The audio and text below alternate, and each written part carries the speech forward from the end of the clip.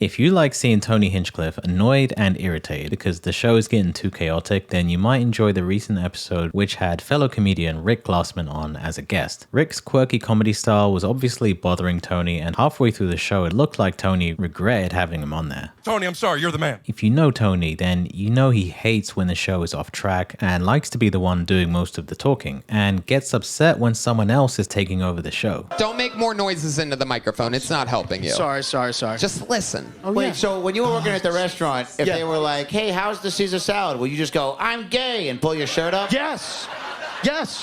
That's how I got my tips. Okay, so stick with me here. Yeah. This kind of thing is actually Tony's worst nightmare, and I'm not kidding. He once described this nightmare as someone else hosting Kill Tony. I had this crazy dream that I was doing my podcast, Kill Tony, the #1 live podcast in the world. It's every Monday at 8 at the Comedy Store. We'll put up a link.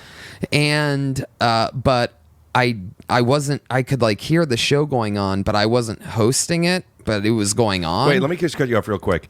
The nightmares that you have are just your life, but you're not the host of it? Right. This was from a podcast with Rick Glassman a few years ago, which shortly after that moment, it got pretty confrontational, but we'll get back to that. Now, if you're unfamiliar with Rick, his comedy style is a little unique. You could describe his sense of humor as silly, but also his comedy during a podcast seems mostly aimed at making the audience laugh rather than the person he's interacting with. This naturally can make for an awkward exchange, which can come off being funny or just cringy, and you could tell a lot of the people in the room didn't appreciate Rick's sense of humor. You guys are... You ever, found interest in a man? I mean, I want to watch it. I want there to be penis in my porn, but I'm into the girl. This nigga's stupid. Don't call me that. I don't know what the fuck is going on.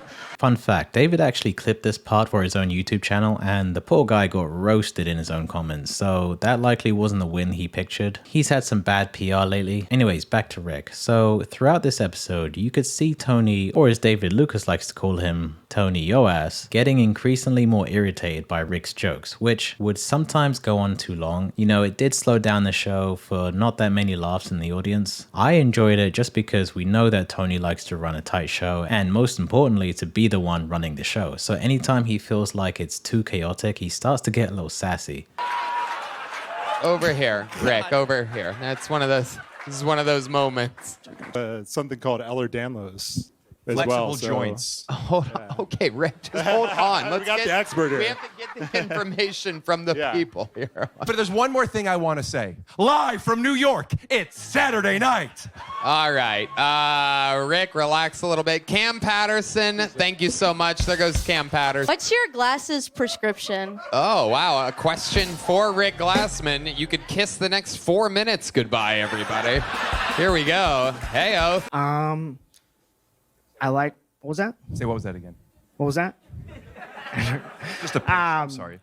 Like to go out, drink, hang out with friends, go to the beach. I would say at least half the jokes that Rick made didn't hit with the crowd. I think the band and Red Band enjoyed the chaos. Now, Tony's known Rick a long time, so he should have known what to expect. He can't be mad at Rick Glassman for being Rick Glassman. I wouldn't be surprised if Tony mentioned to tone it down at some point, and then Rick just ignored it. Their dynamic reminds me a lot of Tony's relationship with Jeremiah Watkins. He used to constantly derail the show, resulting in Tony getting increasingly more angry as the show went on, and that was really the whole joke, was to make Tony angry, and he still seems to get visibly irritated anytime the current band makes a sound at the wrong time. Now, Rick and Tony actually go way back. They sort of came up together at a similar time, but didn't get along very well, which is why it's probably taken so long for him to make an appearance on Kill Tony. Now, to give some context on their history, they did a podcast a few years ago where Rick confronted Tony on bullying him and his friend who used to do stand-up. It's hard to believe anyone getting bullied by a guy that used to look like this. So this episode got pretty heated. They argued about two things: the bullying, but also Tony implying that because his friend didn't make it in stand-up, that he pretty much failed in life.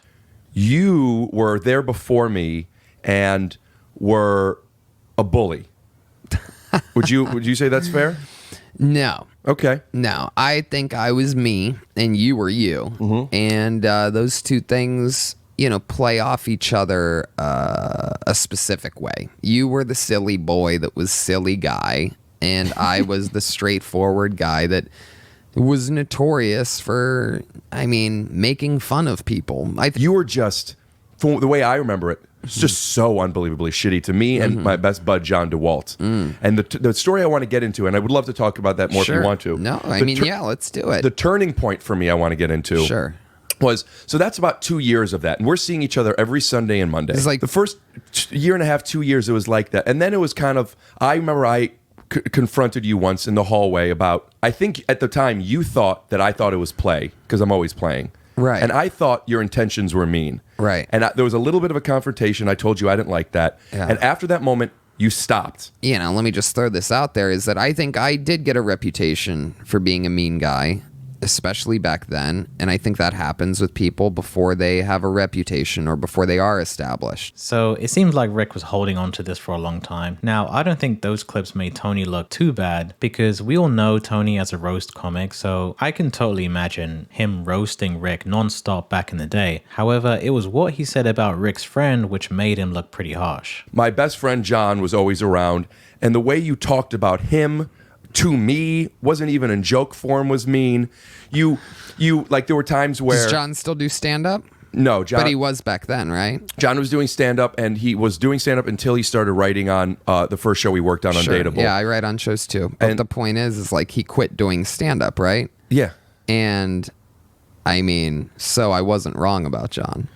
And he's working 10 months a year, Right. 60 hours a week with a wife. He picked what he wanted. Right. I think he would have been a great stand-up comic. But that's not the point. It wasn't about should he have stopped or this is about, I'm in my young 20s, you're in your young 20s. This is my best bud. I'm in this new place that's weird. Some people are accepting, some people aren't. And Right. you are in the hallway saying, "You're never going to make it, kid." But I was right. Oh, Now he's a writer. He's a executive producer. Oh, that's great. Yeah. He's doing great. But I mean, but we're talking serious here, right?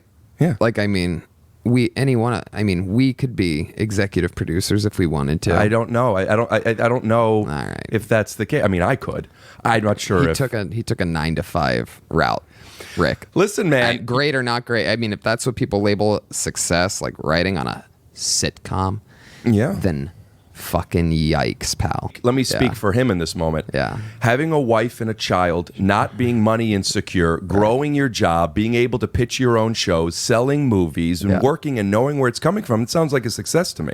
The route that he took, you're judging as if I judge everybody on those standards. My biggest fear, just so that you understand my perspective, like another nightmare I could have is me waking up with a wife and a kid and having to go to a writing job for especially a sitcom. That sounds like hell in a handbasket, knowing that my creations are being fed to the absolute lowest common denominator on a network in between Tide Pod commercials and Taco Bell commercials to not real fans of art, to the absolute lowest of human, absolute middle America will never spend money on a live show. These types of people.